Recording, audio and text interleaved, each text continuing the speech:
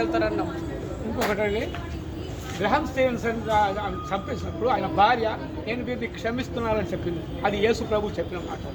ఇప్పుడు రెండవ క్యాండిడేట్ ఇప్పుడు ఏంటంటే మన ప్రవీణ్ పగడాల గారి భార్య కూడా వారిని క్షమిస్తున్నా నేను అని చెప్పింది. వారిని ఏం చేయకంటే చెప్పింది. ఇలాంటి ఉదాహరణ స్వభావం మిగతా వాళ్ళకు ఉందా అని క్వశ్చన్ వేస్తున్నాను. ఖచ్చితంగా ఇలాంటి స్వభావం ఉందా? మరి ఇలాంటి స్వభావం శాంతి స్వరూపాలుగా ఉన్న క్రైస్తవులను ఎందుకు రెచ్చగొట్టడం?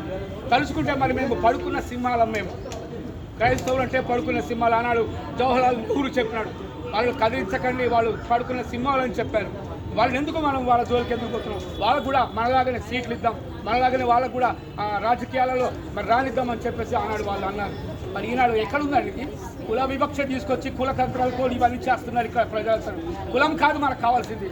నేను ఒక కవిత్వం రాశానండి.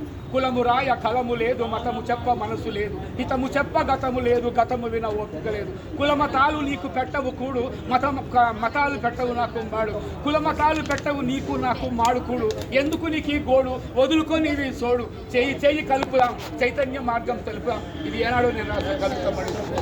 ఇది కావాలండి మనకు, చెయ్యి కలపాలి. నువ్వు ఎక్కువ తక్కువ, నేను ఎక్కువ కులము, నేను తక్కువ. ఎక్కడుందండి ఎక్కువ కులం? నీ దగ్గర ఉన్న బ్లడ్ అదే, నా దగ్గర ఉన్న బ్లడ్ అదే. గ్రూపులు వేరే కానీ బ్లడ్ అంతా ఒకటే. 3 రంగుల జెండా, 30 నెలల జెండా, ముచ్చటైన జెండా, అదే మనకు అండ. ఈ దేశాన్ని నేను గర్విస్తున్న ఆ జెండా ఉన్నందుకు తెలుసా? దేవునికి స్తోత్రం, హల్లెలూయా. మీ అందరికీ కూడా వందనాలు.